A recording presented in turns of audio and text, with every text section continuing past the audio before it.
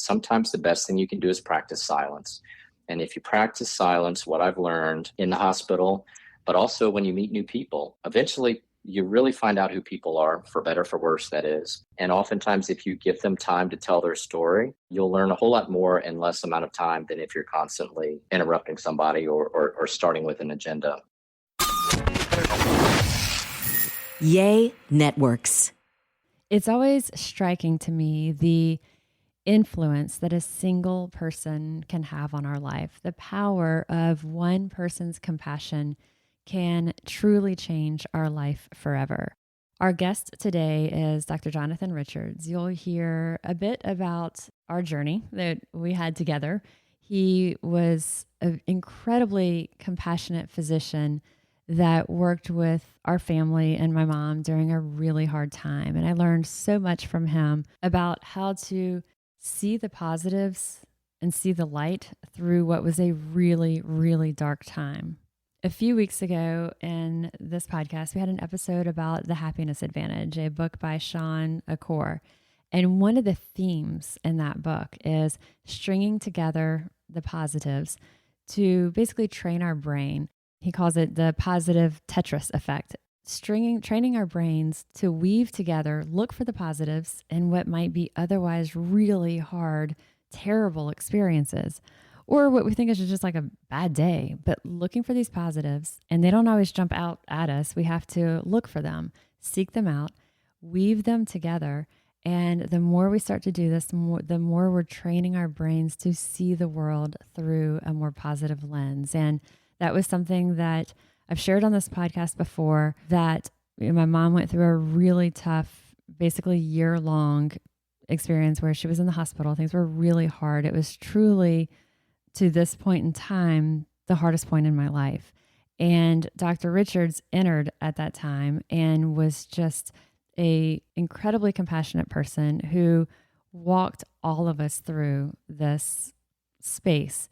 There are just so many stories that I could share with y'all about Dr. Jonathan Richards and his influence on us. Also, other members of the care team at that time. And, I learned very quickly to let people in, to let our guard down and just trust. And you become very vulnerable, very exposed, and you are just truly relying on others to help and support and lift you up. And he was someone that was just a beautiful spirit at a really hard time. And I am really honored for him to join us today to share more about his approach and the power of positivity in medicine. So with that, welcome, Dr. Richards. Hello, Molly. Thank you very much for having me. I will call you Jonathan. I know that that's okay with you. Yeah, absolutely. One of the very first conversations we had after some of those intensely acute ones, which we'll talk about in a little bit, it was very soon into it. You said, just call me Jonathan. I was like, all right, we were there very quickly. Tell us your background, your expertise, kind of where you are now. Sure. So I am trained in internal medicine, and then I went on to specialize in pulmonary and critical care medicine. And my daytime job, more or less, is as an intensive care doctor in the critical care unit, or ICU, as most people know it. I practice in a large hospital in Baton Rouge, Louisiana, and I've been here in practice for coming up on 10 years, actually. And before that, I was training in New Orleans, and that's how I met Molly. The space where you practice medicine, there's a lot of pain, with the emotional pain with the families and the patients that you're working with. So one of the things I'll love to talk with you about is also how you maintain your own sense of emotional balance, because I can imagine that in the world you're in, it's so acute, and you're dealing with a lot of sickness, you're dealing with a lot of death, that it's got to just change you completely. It does. It's tough, and some weeks you get it right, and some weeks you get it wrong. Some months are good months, some months are bad months. You may have a string of months that are bad, and a string of months are good. And that's definitely something that kind of came to pass with the pandemic, which I'm sure we'll touch on a little bit later. But the job I do is an emotional roller coaster. There's no doubt about that. Your level of compassion is just, it's So strong. Do you remember? So our first encounters were, I've shared on this podcast before. My mom had a giant procedure that was at the end of 2012. And she was in the Right. ICU for about 3 months. And then she was, in rehab and regular hospital and settings for another few months. And then she was in assisted living. And it was right at 1 year that we finally got her back home. And so it was in that ICU space that I met you for the first time. I remember the very first moment you ever walked into our room. Do you remember that?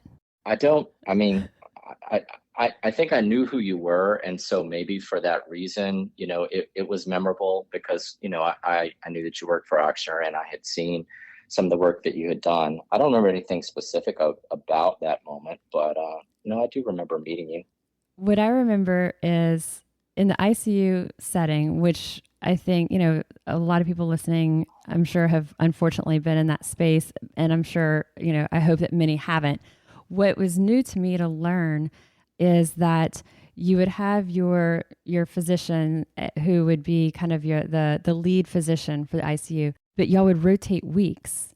And so Right. you would have someone, and my mom's case was just so like every minute, every day. I mean, as most people who are in a critical care space, and there were so many layers to it. And then there would Right. be the next week a new physician, the next week a different Right. physician. And I get Right. it because there's fresh eyes. You're not treating based on emotion, you're treating based on facts of what's in front of you. From the patient side, because she couldn't advocate for herself, she couldn't speak. So I was, that voice for her. And I remember when you walked in feeling exhausted. And I thought, here we go again. Like, let me get to Right. the backstory. And it just felt really like I felt just that heavy, that weight as, the advocate for a patient who is also your mom and things are so hard. And it was like, and then as soon as you and I started talking, it felt very different. And I was like, it felt like very safe and very loved. And it was like I was like, wow. And it was, and that continued. And so for me, the dread of having to go through all this one more time, there was an immediate connection. And the other thing that I really appreciated, you connected really well with my stepdad. And you took very complicated concepts and made them very clear and simple and really easy to understand and communicate. And all of that was just a beautiful thing when it's a very hard time and a very hard space. Right. Yeah. What we do in the intensive care unit, I tell some people, if you don't know anything about your car and you take it to the mechanic, at some level, you have to trust that they're going to guide you in a certain way. They're going to answer questions in a way that hopefully you'll be able to understand to make decisions.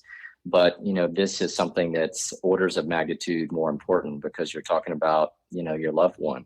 And to your point, things change a lot day to day in the ICU for the people that are providing care to patients and their family members. The clinical course of any given patient can change a lot in hours, days, weeks.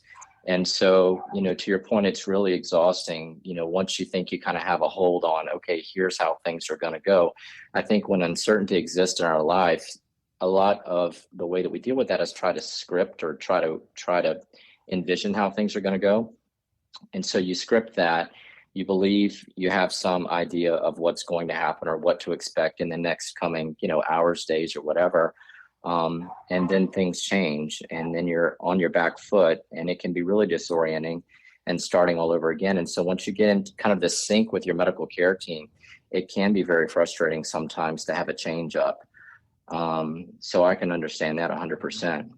I think it was how you just spoke. It was that type of explanation and compassion that kind of like brings you down, talks you off of the ledge whenever, like, from my perspective, where I felt. It was also a very special thing because even when you would, move on to other rotations, because we were in there for a while, so you were back at different times, but you would still stop by and check on us, even if you had other spaces that were like you were assigned to. You were a fellow at the time, so that you were assigned to our other rotations, and that for me was Right. really special. There was a few things during that time too that I felt like, and tell me this, like, I guess with you just in your role, I guess you experience it, I would think, on a daily basis or often, but there was things that were just really powerful that I realized that things are bigger than us, and things that just didn't seem like they could just be like chalked up to coincidence. it was bigger than us. Like I remember there was one time, like after my mom was out of the ICU, she was transferred to just a regular hospital room, which feels very strange because you feel like you're in a hotel, like all by yourself Right. when you go from having all Right. these eyes and windows or right there at any moment. And she coded. Do you remember the event that I'm talking about? And you happened to be in the ICU? Right. So I think that was when she aspirated, wasn't it? Right. So we should probably explain that to the non-medical people. So aspiration is what happens when things that are in your mouth go down, quote unquote, the wrong pipe. So that can be food, that can just be the saliva that's in your mouth. And if it goes down the wrong way and ends up in your lungs, it causes difficulty breathing, can cause your oxygen levels to drop dangerously low. And for your mom, Marty, if it's okay if I use her Yeah. name, yeah. So for Miss Marty, one of the difficulties that she had after her surgery was swallowing. And so that was something that we were kind of on the lookout for while she was in the ICU. And even with the best physical therapy and things like that, it's still something that can kind of sneak up on you. And, my recollection is that, she had graduated from the ICU and things kind of seemed to be going the right direction, but always in the back of my mind, and not just for her, but for anybody else after you've seen a certain type of sick people based on kind of what their diagnosis is and how they're progressing. You kind of learn what the pitfalls are, the booby traps or the sinkholes along the way. And that aspiration was one of those things that I was just worried might be an issue. And sure enough, it became a problem for her. And that was a bad day. And the code blew and all those things happened where, she had to be resuscitated and brought back to the ICU. I definitely remember that. And I remember there was something about, she had to have a trach and she was, had been on a ventilator and all this. And there was something with not knowing like the right size, whatever it was for the trach to be able to like properly like resuscitate. And they rushed her to the ICU and you weren't scheduled to be there, but you were there waiting for a transplant, like a liver transplant or a lung transplant that turned out that it actually never happened. Yet Right. that was why you were there. So you like, we're there, we think everything's over. And I remember like somehow my husband, I don't know, somebody came back and said, Jonathan's in there. And I was like, what? Now, a word from our sponsor, BetterHelp. I am a big believer in the power of therapy. I've shared on this podcast before how it's benefited me personally, and I've seen how helpful it can be to so many clients. Understanding what's best for us personally, nutritionally, is only one element. There's so much that goes into why we do or why we don't do specific behaviors that influence our wellness. And working with a professional therapist can be a game changer in helping us to develop strategies to implement lasting behavior shifts that lead to better health inside and out. BetterHelp is professional therapy done securely online, available worldwide. With therapy, it can take a few tries to find that right fit for you. So BetterHelp makes it easy and free to change therapists if needed. You can schedule weekly video or phone sessions, and you can log into your account anytime and send a message to your therapist. Financial aid is available if needed. And they have a special offer for our listeners. Get 10% off your first month at betterhelp.com/fueled. That's 10% off your first month of online therapy at betterhelp.com/fueled. But on a lighter note, my stepdad, Dick, she had been transferred to a smaller hospital in Kenner. And you also were, every once in a while you were there, but it wasn't common. And all of a sudden I get a call, like a random call from the nurse's station, from maybe the charge nurse, to let me know that Dick had been admitted to the emergency room. They didn't know what was going on. So I'm like, oh my gosh, my mom's in the hospital. She can't speak for herself. It's been months now. She's just really, essentially incapacitated. And now I'm getting the call that Dick is in the emergency room. Like, what is happening? So I get in the car, I'm rushing there, and you call me and you're like, Molly, wanted to let you know I picked up a shift today. So I happened to be in the emergency room at this small hospital in Kenner. Right. I'm here with your stepdad. And I was like, oh, wow. And it happened to just be a kidney stone, which was right. Thankfully. And I remember then you and I are sitting there and we're in the room we're watching him sleep. And I was just so relieved to have you there, And then the first time in like 6 months that my mom had called my cell, like you and I were sitting there and all of a sudden my phone rings and I'm like, I showed it to you. I was like, this is my mom calling. It was like a very special thing that all of this happened. Right. Right. All at the same time. Yeah, it was just really, really just a level of care and compassion and all of those things feeling very taken care of. And then for months and for years, even, just as she went back to Shreveport, there was big decisions, and you were not her attending physician. You were not her, primary care physician. But when we had big decisions, whether or not to continue medications that were, thought to be or considered to be life-saving, yet they were having such damaging side effects, we had to weigh the risk of Right. coming off of Right. that. And that was a big decision. And, so we call you and, end of life decisions that we had to make when unfortunately that time came. I'm Right. calling you. And so it's just, I guess to me, I want to thank you for that. And I think I hope that our listeners hear that. And it's like, it's such a special thing. And I think it's one of those things that people get very jaded, and we think that in medicine, everything is hustle bustle and maybe a lot of the personal touch is lost. But to me, like, you're an absolute testament that it's not, that's still there so strong. Well, I appreciate that. I'll tell you that it's a practice that is exactly what I'm saying, which is it's a practice. Sometimes you feel a fit, you feel a connection with families, and sometimes it's not as personal. But I tell people all the time, it's easy to take care of good people, and you guys were good people. And so a lot of times we, as physicians, we do our best to try to see ourselves in someone in the room, whether it's the grieving daughter like yourself, or the patient's spouse, or the person in the bed. And I think that it's a practice that we have to make, to practice that personal connection as much as we can, because I've always told myself, if I got to the point where I realized that I was not caring, that it would be time to move on to something different. And I'll tell you, I put a whole lot of years into education for this job, and I hope that day never comes. But it takes a lot, Molly. I mean, we're living in a time now in medicine where, while things seem to be patient-centric, for bills to get paid, there's a whole lot of stuff that has to go on. There's a whole lot of limits on time. There's a whole lot of time that we spend in front of the computer and not in front of the patient.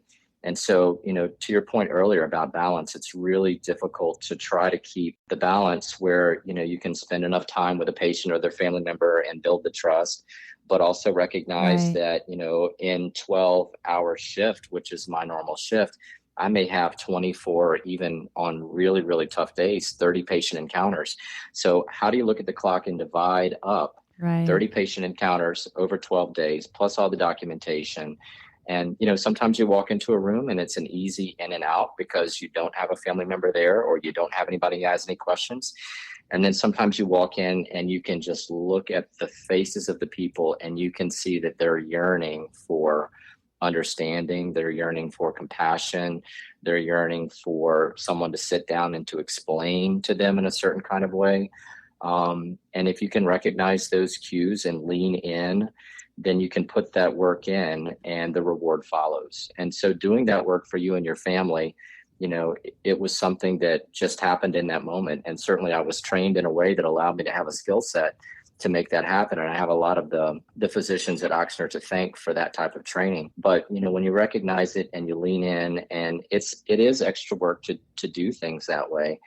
But, the reward just repays itself in quantities. And over time, I mean, the fact that we're having this conversation is proof, that if you lean in from time to time, that, there's greater good that can come, not just from that very moment, but, for something much bigger. Let's take a minute to talk about Goli Nutrition, one of our partners for this week's episode. Goli makes it easier than ever to incorporate different supplements, different nutrients that can be beneficial, especially for those who don't love swallowing a capsule or a tablet. They have a variety of different gummies ranging from apple cider vinegar, ashwagandha, kids multi, super fruits, super greens, and dreamy sleep. Here's the thing, unlike many gummy products, Goli actually contains a moderate amount of those key active ingredients and minimal sugar. Also, no artificial sweeteners, flavors, or synthetic colors. They're all vegan, gluten-free, and they're non-GMO. Go to goli.com go.goli.com/fueled. That's go.goli.com/fueled. You'll be brought straight to the site with our fueled discount already applied. Super easy. Again, that's go.goli.com/fueled to make Goli part of your wellness routine today.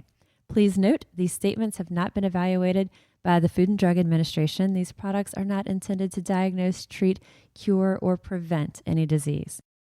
Who influenced your style as a physician to how you communicate, how you give that care?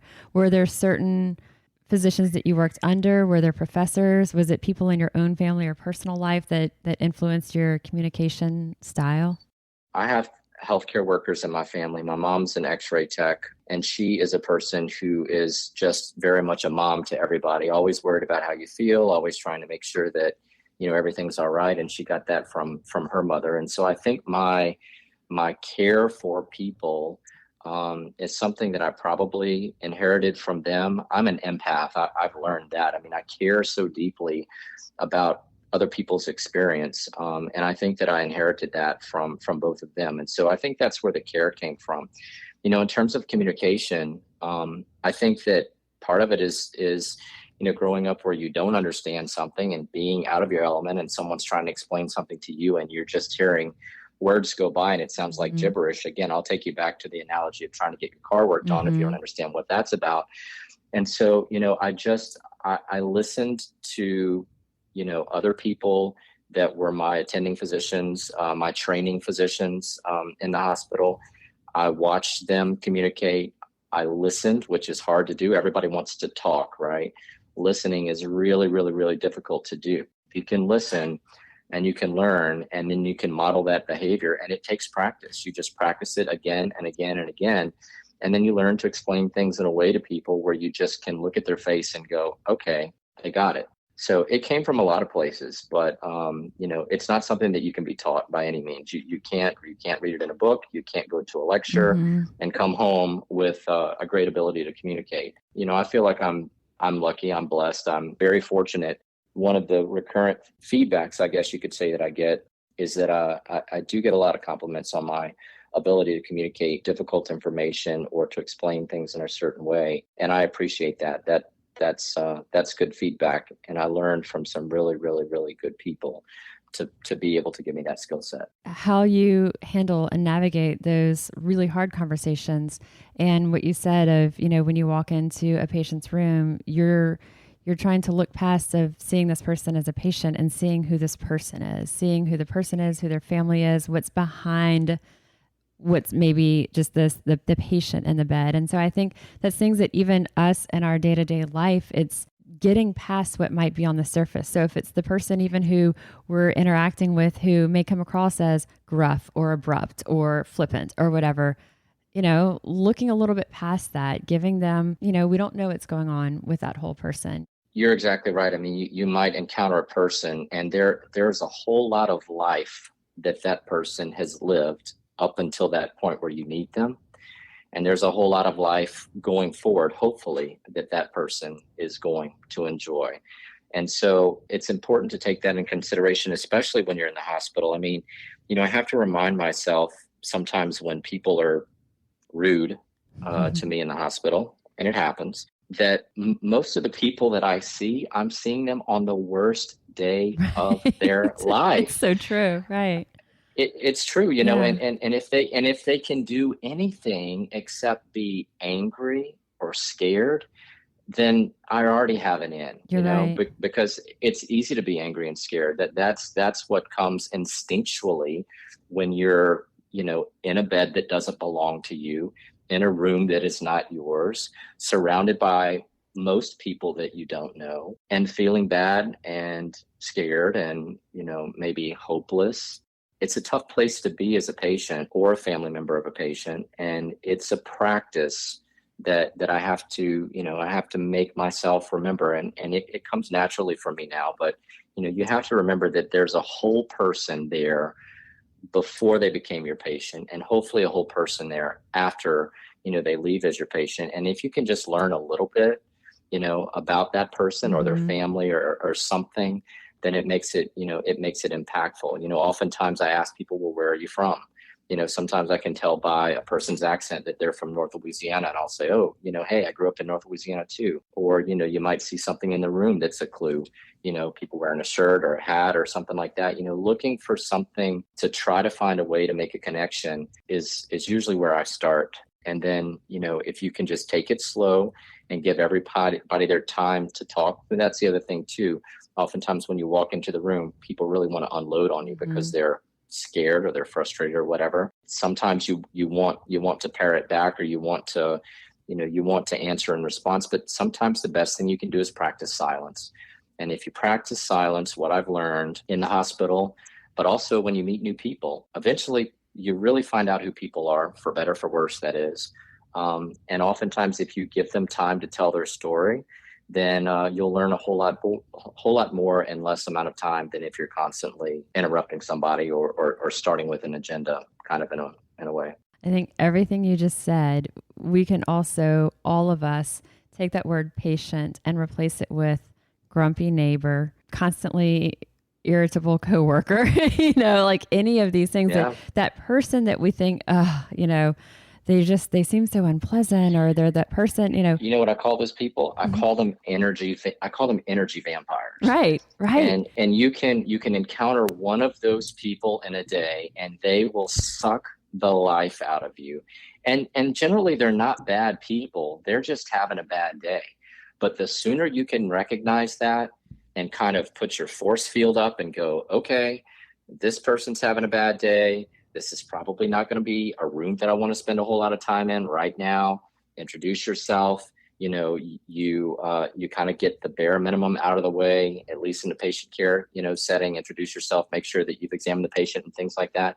If it's clear that a person's having a bad day and is not a person that you can talk to at that moment, then, maybe that's just not the moment. Take a break, come back later, and try again. But recognizing an energy vampire early is something that really, really helps me. And again, these aren't bad people. These are just people having a bad day. I think what you said too, though, is reminding ourselves that no matter who someone is or what our assumptions might be at that point in time, there's a whole lot of life before this moment that you're meeting them.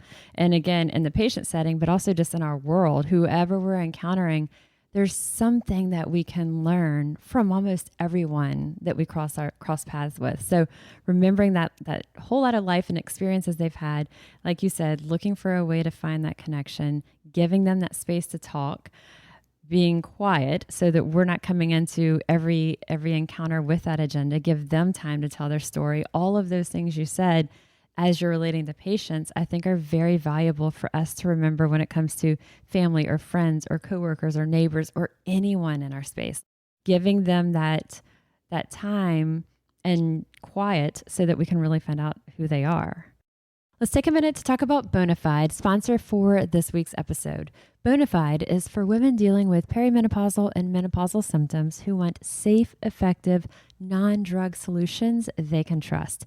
Silvessa by Bonafide is the first comprehensive system designed to restore and protect hair and skin affected by estrogen decline from the inside and out. Silvessa delivers three-way support. It includes a daily capsule, hair serum, and skin serum that work together to support healthier-looking hair and skin. Give Bonafide a try today. No hormones, no prescription required. Our listeners receive a special offer up to 54% off when you subscribe to any product by going to hellobonafide.com using promo code FUELED. That's hello, BONAFIDE.com, promo code FUELED to claim your special offer up to 54% off when you subscribe to multiple products, including Silvessa. Best prices, free shipping. Go to hellobonafide.com, promo code FUELED. You also, one of the things that you encouraged me, I remember like right in the beginning, is because everything is so sterile in there. And you were like, Molly, bring photos that are positives. And you had just basically like wallpaper the space that was in her line of vision, but then also ours. And I think, like you said, when you walk in, you remind yourself that there's this person and this whole life behind there. Those photos help the patient and the family also remember that. They do, and they help other people who are just not tuned in emotionally. And I'm talking about care providers in the hospital. Yeah. Again, we have bad days too. And, when you walk into 3 or 4 or 5 or your 10th or your 12th patient, Yeah. and the person is too sick to talk to you, or there's not family in the room, you go in, you get things taken care of, you walk out. And then when you walk into a room where you can see this blanket of love, this blanket of positivity, then you just go, oh wow, okay, something is different in here. And so, that channeling of the positivity is something that I think is important for patients and family members to kind of keep in mind. If they're sick, it helps the care team. But that's a great tip, and that's something that I still recommend to this day. It's a scary place, the hospital. It's a sterile space in that room. And the more personalized you can make it for everybody involved, I think the better the experience should be for everybody. You also encouraged me and really helped me to see the positives through these really hard times. And each day, sometimes it only felt like things were cascading very quickly down. And you would help me see that little step or that little glimmer. And as we start to, and we talk about this, I talk about this on the podcast all the time, of we have to seek out the positives in our life, and not just in our daily life. And so when things are really bad, it becomes really hard. And so having someone like you, especially in our lives, who can help us, if we can't see these positives, someone can help us dig them out and string them together. Talk to us a little bit about, there have been some studies, and I'll link to some of the kind of easy to read reviews of studies that show our mindset truly impacts our physical health. I'll tell you that I see this on a daily basis. A positive outlook is certainly a necessary component when it comes to health and recovery. Now, let me be clear. You can't just be positive and expect that things are going to be fine. You've got to do the work. Obviously you've got to have great medical care and stuff like that. But, to your point, when you're swimming in this kind of soup of uncertainty and doubt and stuff like that, what grounds people, oftentimes is to focus on something that is positive. And oftentimes it's difficult for patients and family members to know what the positive thing is to look for. They get distracted. They're looking at numbers on the screen. They want to talk about numbers that, to the physician, it's not that it necessarily doesn't matter, but it's such a small part of the bigger picture that it's almost a distraction when you get into writing the blood pressure down yesterday and today and wanting to talk about that. Behind the scenes, many days may look the same to you and your family when your mom was sick. It was almost like a Groundhog Day thing. And then, being able to come in as the physician and try to tease out where the progress is happening behind the scenes, that allows me to kind of give some breadcrumbs, a little trail to follow, a path of encouragement to follow. And I think that if you can break through and you can set a person on a course by using some of that positivity, you can feed them, you can fuel them.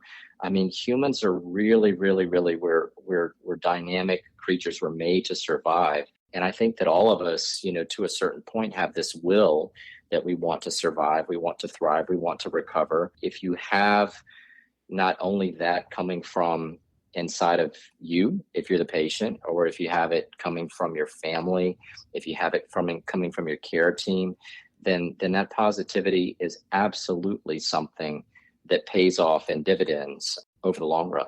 It's one of those things that's hard for researchers to truly measure, because our mood or our outlook or positivity, it is subjective, but there are like validated surveys that will be given to patients. And like I said, I'll link to a few things for our listeners who want to see a little bit more about it. But looking at, there's one that looked at 270 different studies and all these different conditions, the markers were improved in patients who had that more positive outlook. So I think some of our takeaway is, our mindset influences our physical health. In Jonathan's world of critical care, we didn't even get into the hospice space, but, hospice, critical care, there's so much that you're dealing with there that is very, very heavy, very intense. And even on a much lighter note, in our own day-to-day worlds, our mindset is absolutely going to affect if we have even a mild cold, or our blood pressure, our stress levels, how we're sleeping. The second thing is realizing that as you hear, and I get emotional even like speaking about your impact on me, remembering that our actions, our compassion as one human being, like what we do and choose to do with these moments that we're spending time with someone can truly change a life like yours did to me.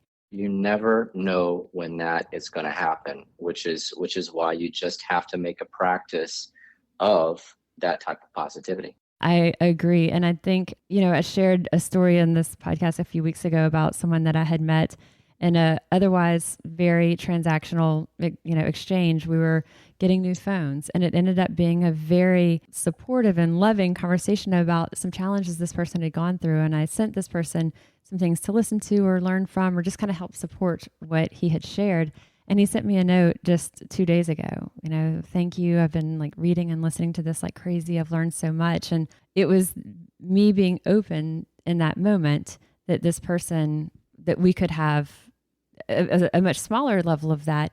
But if I had just had my face in my phone or other distractions, like we have to take our head out of that and look around us. What are other things? I guess one is that get our faces out of our phones and out of our technology and tune into that space around us. But other things that you would think are easy that we can start doing differently, like right now, if someone's listening, like maybe one or two things to just maybe try to start doing a little differently. Well, I can tell you one thing is managing expectations is very important, and I think that we all recognize that probably the person that we can rely most on is generally ourselves.